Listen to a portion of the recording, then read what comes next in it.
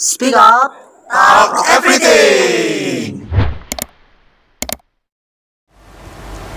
Hai teman-teman semua, kembali lagi di Speak Up. Dan hari ini kita akan membahas satu topik yang cukup hangat diperbincangkan sebetulnya, terutama di ranah dunia teologi ya. Pastinya. Apalagi ini banyak digunakan di gereja juga. Banyak dipakai dalam satu ibadah, entah itu doa, apapun itulah. Betul. Umum sekali ya. Kita akan membahas tentang bahasa roh. Nah, ini satu topik yang sebenarnya ya banyak jadi perdebatan ya sampai hari ini. Nah, ini kita ada bersama Ayub di sini. Halo guys. Ayub ini salah satu kru dari Speak Up juga, dan Ayub juga lulusan dari teologi. Nah, beliau dari S1 dan sudah sarjana sekarang. Nah, kebetulan Ayub ini banyak membahas tentang bahasa roh juga di skripsinya ya. Nah, ini menarik ya. Jadi kita akan banyak membahas. Ada juga Han, ya ini yang sudah pernah ya kita podcast bareng ya. Betul. Beberapa minggu yang lalu. Nah, kita langsung aja nih. Kita bilang tentang bahasa roh. Nah, menurut teman-teman nih, kan bahasa roh banyak dipakai ya di gereja, terutama yang beberapa yang gereja karismatik kan cukup dipopulerkan terkait tentang bahasa roh ini. Sebetulnya menurut teman-teman, menurut Han atau Ayub, satu-satu lah kita saling sharing. Iya. Bahasa roh ini penting atau enggak sebetulnya? Mungkin Ayub dulu mau jawab. Kalau menurut aku ya, bahasa roh itu mau dibilang penting pasti penting gitu. Soalnya ini kan berbicara tentang karunia kan. Jadi menurutku penting. Tapi ya kembali lagi apakah itu memang benar-benar dari Roh Kudus? Harus dalam kurung dulu, benar-benar dari Roh Kudus atau dari bisa dibilang latah gitu kan, latah gitu. Ini panjang ya. Iya. Ya, menurut saya kalau memang benar-benar dari Roh Kudus itu sangat penting. Sangat penting. Tapi bisa juga dibilang nggak penting. Jadi tapi karena kembali lagi seperti yang saya bilang tadi, kalau benar dari Roh Kudus itu nggak penting loh. Berarti itu hanya ibarat untuk menunjukkan, oh saya ini orang yang rohani gitu. Nah kayak gitu, makanya. Tapi kembali lagi itu penting buat saya. Ini disclaimer ya, ini pandangan kita nggak tentu sama ya. Kesepakatan di awal ya. Oke. Bisa jadi ini pro kontra. Oke. Tadi soalnya harus semuanya senyum-senyum. Iya. Gimana? Iya, kalau aku secara pribadi, kalau tentang bahasa roh aku sedikit beda ya sama Ayub. Ya. Apakah bahasa roh itu penting? Penting, sangat penting. Kita bukan berbicara soal bahasa roh yang dibuat-buat ya. Kita kan berbicara soal bahasa roh yang tertulis di dalam Alkitab. Sesuatu yang Tuhan berikan Roh Kudus itu tidak ada yang tidak berguna. Jadi semua yang Allah berikan, khususnya karunia, itu pasti berguna. Ya, betul. Ya, jadi saya bilang, apakah bahasa roh itu penting atau tidak? Penting. Sangat penting, karena Allah sendiri yang memberikan, dan sesuatu yang diberikan oleh Allah itu tidak mungkin jahat bagi manusia, termasuk bahasa roh ini. Digunakan untuk kepentingan membangun jemaat kan. Nah, kalau kita berbicara soal praktiknya, itu mungkin yang bisa penting atau tidak. Kalau kita bicara soal praktik ya. Tapi kalau kita Soalnya pertanyaannya ini kan apa? Maksudnya ini soal praktik atau masuk ke Alkitab ya? Iya. Oke, tapi aku setuju juga. Karena ini kan bicara karunia ya, salah karunia juga. Dan tadi juga sudah dibahas, ini diberikan oleh Tuhan sendiri. Dan nggak mungkin kalau Tuhan memberikan, apalagi itu tertulis di Alkitab juga, menjadi suatu hal yang nggak penting dan nggak mungkin ya. Pasti tetap penting ya. Tapi kita harus lihat dari sisi praktikannya. Karena kebanyakan kan ini mungkin bukan karena bahasa rohnya yang penting atau nggak penting, tapi lebih ke arah praktikannya yang kurang tepat sebetulnya ya. Oke, karena gini, bahasa roh ini kalau kita lihat di beberapa gereja, terutama di karismatik ya, bahasa roh ini banyak sekali digunakan dalam pelayanan atau di mimbar. Kita bilang ya, bahkan ada beberapa gereja itu yang saya pernah lihat itu setelah mereka penyembahan, nyatet lagu penyembahan. Nah, mereka biasanya kalau kita ada masih bermazmur dulu gitu ya. Tapi ini betul-betul full bahasa roh. Nah, mungkin pernah familiar ya. Nah, ini sebetulnya kalau menurut kalian penggunaan bahasa roh ini dalam konteks pelayanan atau di mimbar lah, bahkan di mimbar ya, perlu nggak sih? Pak, saya mendengar dari Anda. Oke, kalau menurut aku secara pribadi perlu nggak penggunaan bahasa roh dalam melayani atau di mimbar? Kembali lagi ya kok. Kalau kita berbicara soal bahasa roh itu kan Alkitab juga bilang kan, di Korintus kan bilang, maksudnya bahasa roh ini kan memang sesuatu yang tidak bisa kita mengerti ya, dan memang tujuannya juga untuk membangun diri sendiri gitu kan, untuk membangun hubungan kita dengan Tuhan. Kalau misalnya kita mengucapkan sesuatu yang memang kita nggak mengerti dan itu dilakukan secara berulang-ulang, apa gunanya buat jemaat gitu kan? Kita nggak melarang, maksudnya ini pandangan kita pribadi kan. Kalau misalnya kita gunakan itu di mimbar atau saat melayani di mimbar, saya rasa kurang tepat sih, apalagi kita sampaikan kepada jemaat gitu kan saat ya, aku rasa kurang tepat sih kok, karena memang itu Alkitab bilang itu bahasa yang digunakan untuk membangun kita, hubungan kita sendiri di hadapan Tuhan. Kecuali memang ya, misalnya ketika dia melayani di mimbar sambil dia menyampaikan firman, dalam hati dia berbahasa roh, kita bisa juga kan, itu kan nggak mengganggu, maksudnya memang untuk hubungan dia pribadi sama Tuhan, itu nggak salah sih kalau menurut saya secara pribadi. Gitu sih pandanganku. Ya sama sih, sama pandangan saya sama Han kalau soal ini sama ya. Karena betul loh kata-kataan kan, kan ini pertanyaan kan perlukah penggunaan bahasa roh di mimbar atau lagi melayani atau lagi WL gitu kan? Menurut saya itu nggak perlu.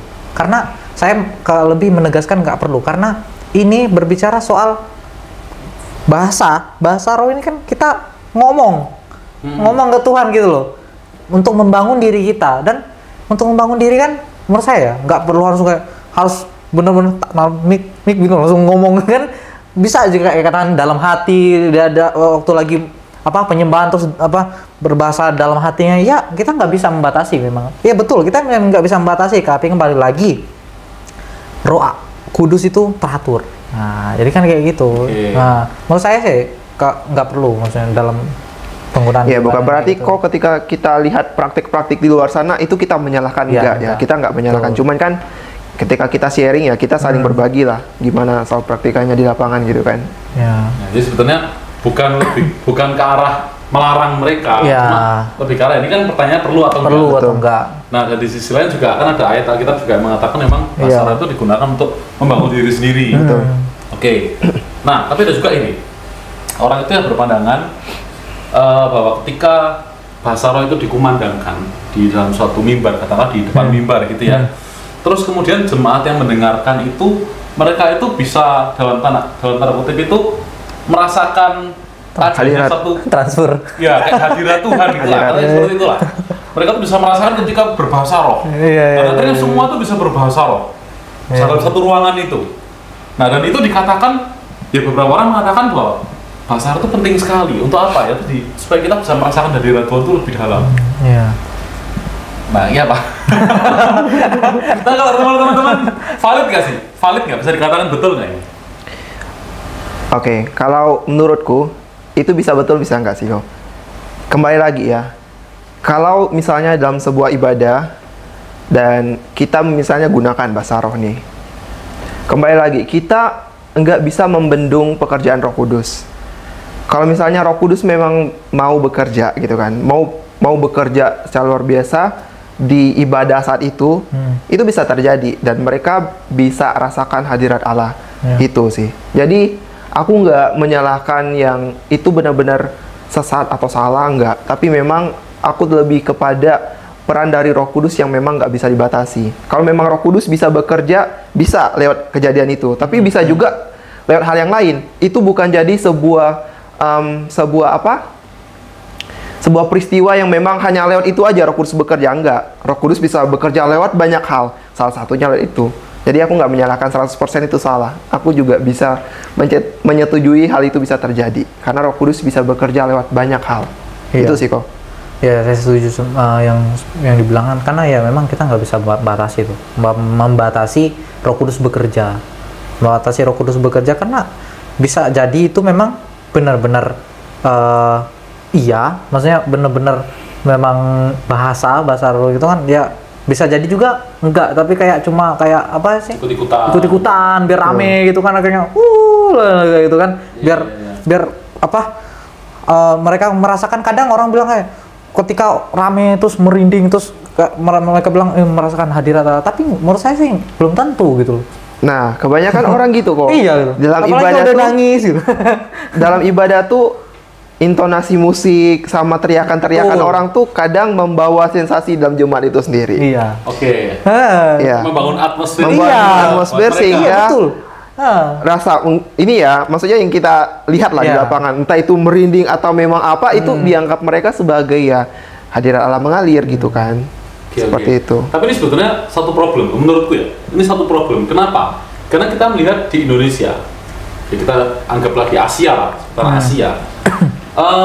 Mereka tuh lebih banyak menyukai suatu hal sensasi yang mistis. Yeah, that's right. Ya, salah satunya ya bahasa roh ini sendiri. Karena ini kan suatu hal yang di luar nalar, nggak masuk akal, ya mistis, bisa dibilang seperti itu. Tapi ada. Ya, tapi ada gitu kan.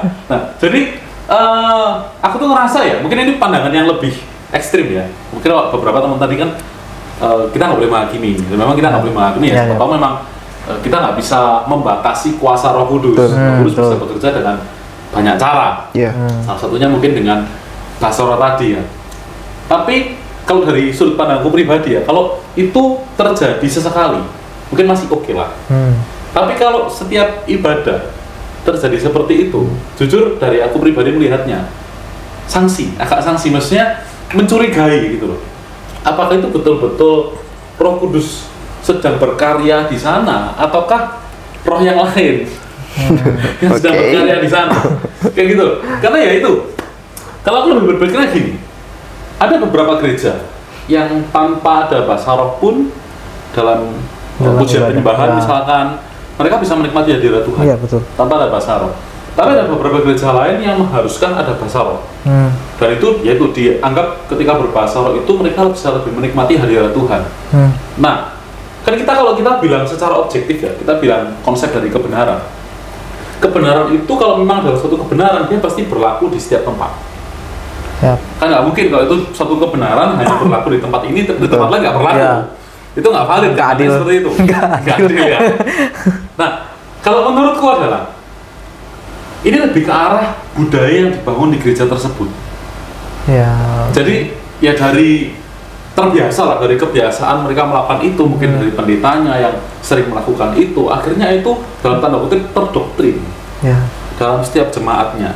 Jadi akhirnya ketika mereka masuk, mereka merasa dalam penyembahan, pujian penyembahan di suatu ibadah itu mereka harus berbahasa roh. Sampai kadang bahayanya itu ada beberapa orang yang mereka nggak tahu cara menyembah, tapi mereka tahu cara bahasa roh. Ya. Nah ini kan menurutku apa ya, orang Kristen yang bisa dibilang krisis, mereka nggak paham cara menyembah, tapi mereka tahu bahasa roh. Nah terus gimana gitu kan? Jadi pertanyaan gitu kan, masa nggak bisa menyembah tapi moro-moro bisa bahasa roh, kan aneh gitu kan. Iya iya. Jadi teman-teman, ini kita bukan berarti menolak ya. Betul. Iya, bukan. Enggak, cuma kita perlu menggarisbawahi beberapa praktek-praktek penggunaan bahasa roh Iya. ini sebenarnya kurang tepat. Kayak gitu. Nah, ini mari kita lanjutkan ya. Ada satu ayat yang menarik dalam 1 Korintus 14 ayat 1 sampai 2. Ini sebenarnya juga menunjukkan bahwa karunia roh itu penting. Yang mungkin kita bisa bilang salah satunya bahasa roh ya. Iya. Dikatakan di sini, kejarlah kasih itu dan usahakanlah dirimu memperoleh karunia-karunia roh, terutama karunia bernubuat. Siapa yang berkata-kata dengan bahasa roh tidak berkata-kata kepada manusia, tetapi kepada Allah. Ya. Sebab tidak ada seorang pun yang mengerti bahasanya oleh roh yang mengucapkan hal-hal yang rahasia. Berarti kan sebetulnya ya memang penting gitu kan, memang Betul. penting dan ini disebutkan juga, dan sah-sah aja untuk seorang itu berkata-kata dalam Bahasa bahasa roh. Nah tapi sebenarnya di sini kan sudah ditekankan bahwa bahasa roh itu bukan berkata-kata kepada Manusia. manusia, gitu kan, tapi kepada Allah. Yap. Sehingga kalau kita bilang prakteknya digunakan dalam satu ibadah, ya bisa dibilang nggak tentu betul juga, karena secara firman Tuhan juga mengatakan itu kepada Allah sebetulnya kan. Bicara mungkin lebih ke arah relasi pribadi ya. Iya. Relasi pribadi. Oke. Ya. Nah di sini yang menarik dikatakan roh itu mengucapkan hal-hal yang rahasia. Nah menurut teman-teman, hal rahasia itu maksudnya apa sih? Ayo, Kalau Tuan. kalau menurut aku ya, kembali lagi ke rahasia. Ya benar-benar rahasia, nggak ada yang Kita tahu. nggak tahu ya. Iya. Apa? Ada yang bilang apa? Hal-hal yang rahasia itu ya yang kayak mengungkapkan dengan kata-kata yang nggak bisa dimengerti. Ya, kenapa nggak bisa dimengerti? Ya karena rahasia. Menurut saya lebih ke kembali lagi pribadi dia dengan pribadi Tuhan. Jadi ya bener-bener dia sama Tuhan aja yang tahu. Kan rahasia toh. Ya masa apa di sini bilang rahasia ternyata apa dia ngomong sama Tuhan yang lain tahu. Kan kembali lagi ini kan rahasia. Bener-bener dia sama Tuhan aja gitu. Tentang dia sama Tuhan aja yang tahu. Kalau menurut saya sih kayak gitu. Personal ya. Iya, personal. Kan sama. Ya kurang lebih sih. Kalau kita lihat roh yang menyatakan hal yang rahasia itu maksudnya apa? Kan kalau kita belajar di teologi ya, kalau kita perhatikan konteks maksudnya ada di baris sebelumnya gitu kan, kalimat sebelumnya, sebab tidak seorang pun yang mengerti bahasanya. Jadi aku anggap hal yang rahasia tuh memang sesuatu yang memang tidak seorang pun mengerti sih. Apa yang kita maksudkan, termasuk diri kita sendiri. Diri kita pun nggak tahu kita ini ngomong apa ke Tuhan. Karena memang firman bilang kayak gitu kan, kecuali ada yang menerjemahkan gitu kan. Jadi ya, hal yang rahasia itu apa? Sesuatu yang memang nggak kita ketahui. Orang lain nggak ketahui, kita pun nggak ketahui. Hanya Allah yang saja yang tahu gitu kan. Karena itu memang sebuah bahasa yang memang kita gunakan untuk berbicara sama Tuhan kan, untuk membangun dengan Tuhan. Jadi kayak gitu sih menurutku secara pribadi kok. Ya berarti kita bisa simpulkan bahwa sebetulnya kan arah dari bahasa roh ini kan bilang satu relasi yang personal antara kita dengan Tuhan. Makanya kan dikatakan bahasa roh ini secara fungsional lebih ke arah membangun diri sendiri kan sebetulnya. Berkata-kata antara kita dengan Tuhan, komunikasinya antara kita dengan Tuhan, bukan antara kita dengan manusia sama. Makanya kan di sini juga Paulus kan juga menyatakan bahwa lebih baik kalau kita memperoleh karunia-karunia bernubuat untuk membangun sesama kita, atau membangun orang lain lah, kurang lebih seperti itu.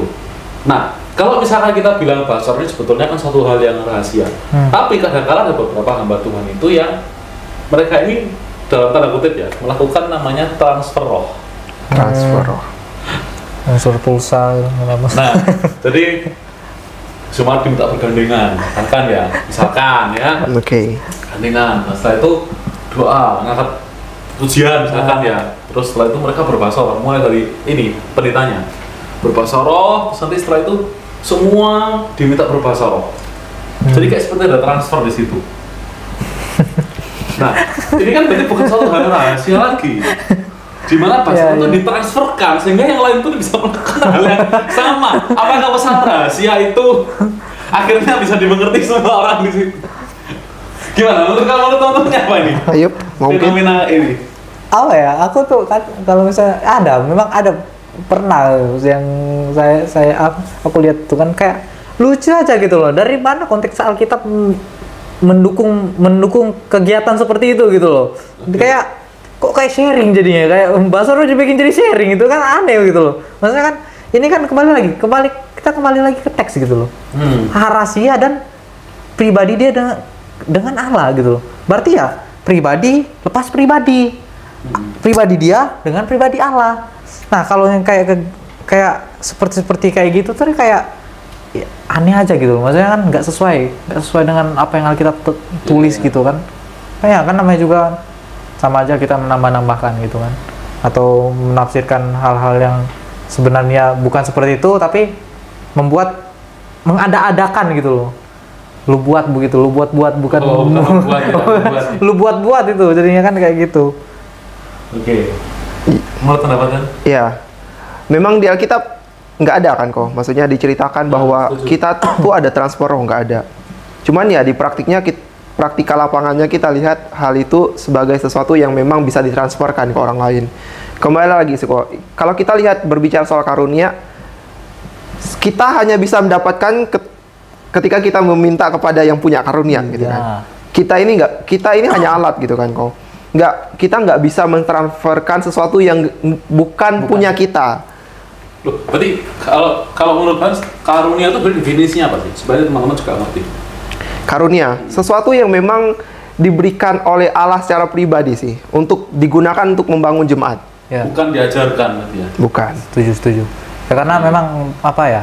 Ini kan kalau misalnya ada yang ayat selanjutnya ini kan karunia yang diberikan Roh Kudus. Jadi memang benar ke satu orang aja. Maksudnya enggak misalnya misalnya semua kayak dirantai, semua punya karunia, semua karunia berbahasa.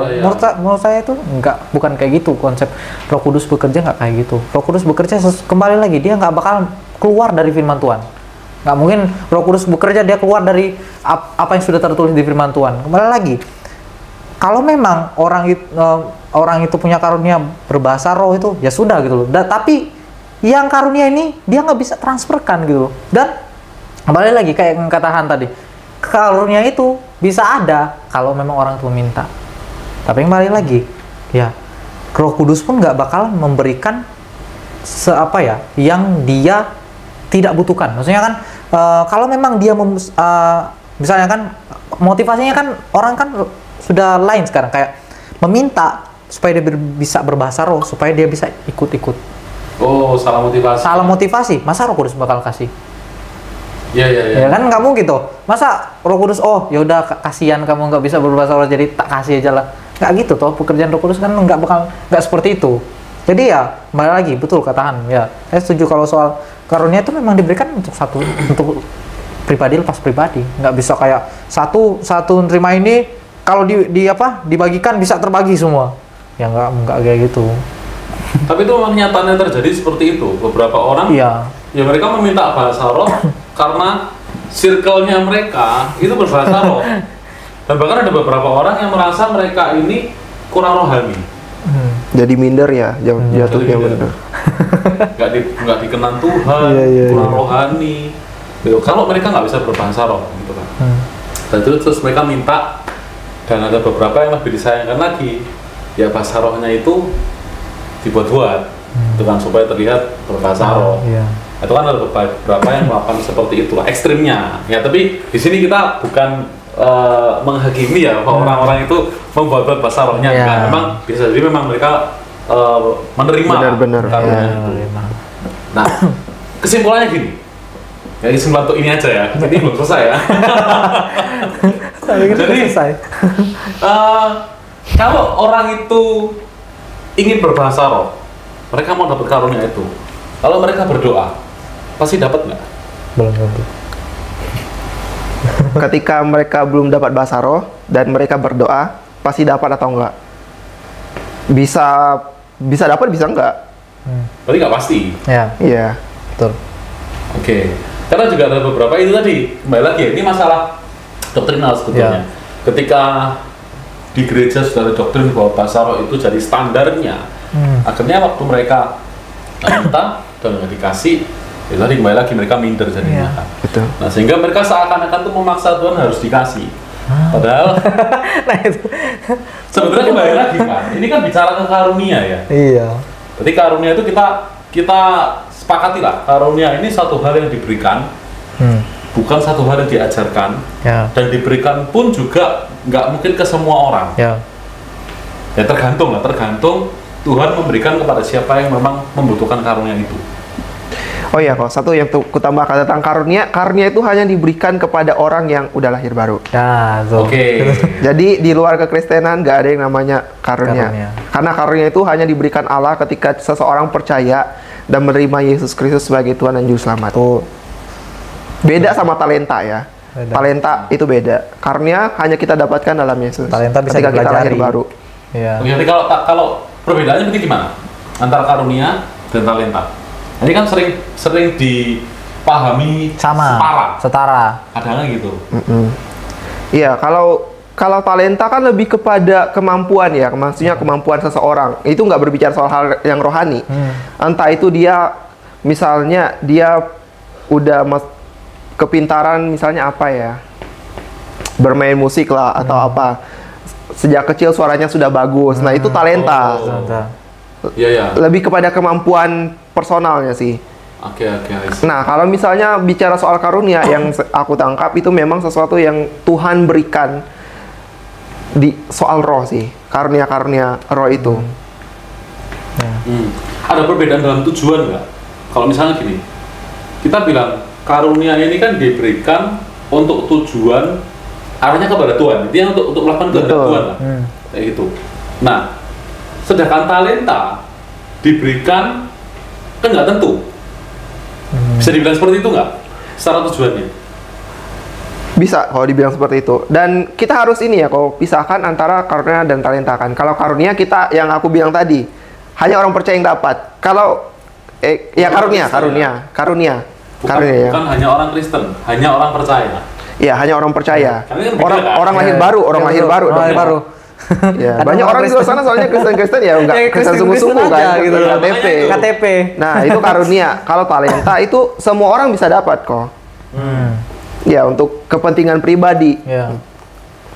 Kalau karunia untuk melayani Tuhan, untuk membangun tubuh Kristus. Makanya dibatasi lahir baru kan. Iya betul. Betul. Karena ketika orang itu lahir baru, mereka pasti mendedikasikan dirinya untuk kehendak Tuhan, melayani Tuhan, melakukan rancangan Tuhan, dan disitulah karunia diberikan untuk memampukan mereka. Jadi kalau talenta itu bicara secara umum ya. Umum. Nanti bedanya kalau talenta itu bisa diajarkan pasti, Iya, ya. pasti. Bisa dikembangkan, maka bisa diajarkan dan siapapun harusnya bisa mengasahnya. Tapi beda dengan karunia. Karunia. Oke. Nah, ini menarik sebetulnya ya. Jadi ada satu perbedaan. Nah, transfer roh sudah kita bahas tadi ya. Jadi gini, kalau kita bilang bahasa roh membangun orang lain, itu pasti nggak mungkin ya. Kan tadi kan sudah kita sepakati bahwa soal Di itu awal. tujuannya adalah untuk Membangun diri sendiri. membangun diri sendiri sebenarnya, Ya, bukan untuk membangun orang lain. Nah, ini juga sebetulnya ada beberapa poin ya. Ini saya sempat cari tahu juga sebelumnya di 1 Korintus tadi, berapa tadi? 14 ya? 14. 1 Korintus 14 itu di ayat 26 dan 9 itu ada di sini. Bentar, kita buka dulu ayatnya ya. Screenmu hitam semua. Aku bingung, kita yang mana?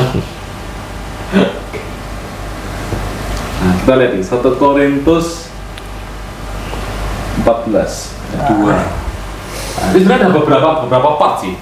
Kalau tadi ayat yang 2 kan dikatakan, tadi ya berkata-kata kepada manusia, bukan berkata-kata kepada manusia, tetapi kepada Allah. Nah, ini kan sebenarnya juga sudah jelas. Ya. Jadi targetnya dari bahasa roh ini Allah. adalah untuk diri sendiri, bangun diri ya. sendiri ya, bukan kepada manusia. Terus ada juga yang menarik di ayat yang ke-6 itu dikatakan, jadi saudara-saudara, jika aku datang kepadamu berkata-kata dengan bahasa roh, apakah gunanya itu bagimu? Ya tadi kan mungkin siapa? Nanti sempat singgung ya, kalau nggak salah ya. Kalau kita lagi pelayanan atau di mimbar atau apapun itu, kita berbahasa roh, atau nggak ada orang yang paham juga. Ya. Nah, jadi bisa dibilang ya sebetulnya nggak bermanfaat. Nah, itu kan. Ada guna. Nggak ada gunanya. Ya. Oke, terus di ayat yang 9 juga dikatakan, demikianlah juga kamu yang berkata-kata dengan bahasa roh, jika kamu tidak mempergunakan kata-kata yang jelas, bagaimana orang dapat mengerti apa yang kamu katakan? Kata-katamu sia-sia saja. Oke, nah jadi ini sebenarnya sudah clear ya, Ya. bahwa bahasa roh itu dipakai untuk membangun diri sendiri. Diri sendiri. Nah, sekarang gini, kita bilang tentang peristiwa Pentakosta. Nah, ini kan sebenarnya salah satu hal yang banyak disangkut pautkan juga dengan bahasa roh, atau munculnya bahasa roh pertama kali di peristiwa Pentakosta ini. Tapi yang menarik, waktu peristiwa Pentakosta ini disebutkan pertama kali, di situ kan sebenarnya nggak dikatakan teks kata bahasa roh. Yang digunakan kan teks kata Bahasa lain. bahasa lain. Nah, kira-kira kalau menurut kalian sama nggak sih ini dua hal ini? Beda sih. Kalau menurut saya sendiri tuh beda. Tapi sama. Beda tapi sama. Kenapa? Maksudnya? Maksudnya konteksnya yang berbeda, tapi sama. Diberikan oleh Roh Kudus juga. Sama toh? Karunia Roh Kudus atau karunia sumbernya tetap sama, tapi konteksnya beda. Di Kisah Para Rasul itu bahasa roh itu yang bukan bahasa roh. Bahasa-bahasa lain itu adalah bahasa bangsa-bangsa yang saya dapatkan. Bahasa bangsa-bangsa. Jadi murid-murid pada saat itu mereka berkata-kata dengan bahasa-bahasa suku-suku bangsa yang ada di saat itu. Di situ kan ada menunjukkan di Kisah Para Rasul pasal 2 ayat yang keberapa lah, pokoknya Kisah Para Rasul 2 itu ada menceritakan semuanya. Itu memang murid-murid berkata-kata dalam bahasa-bahasa lain. Itu di ayat 2 mereka di ayat firman Tuhan itu bilang mereka berkata-kata dengan bahasa lain, lalu orang-orang Mesopotamia, orang Persia, terus Media, pokoknya beberapa semua yang hadir pada saat itu mengerti. Karena mereka berkata-kata dalam bahasa lain. Tapi tetap, kembali lagi, tetap sumbernya sama. Cuma penggunaannya yang berbeda. Dari kata-katanya, kalau bahasa karunia bahasa roh kan nggak ada yang mengerti. Sedangkan di Kisah Para Rasul tuh dimengerti. Kalau menurut saya. Iya, saya setuju sih kok sama apa yang Ayub katakan. Memang itu sumbernya dari Roh Kudus, sumber yang sama. Cuman kan kita lihat secara jelas gitu kan. Kalau misalnya beda bahasa roh sama bahasa lain itu kan justru dua hal yang beda ya. Kalau memang bahasa roh itu bahasa yang nggak bisa kita mengerti. Ya.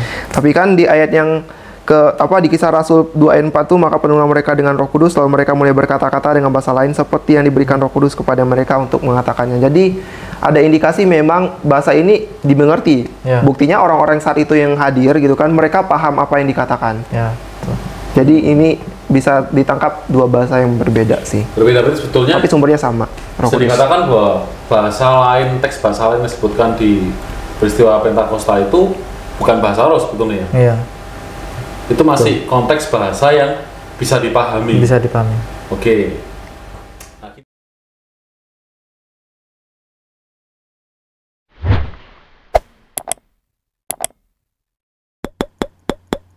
Speak up. Talk everything.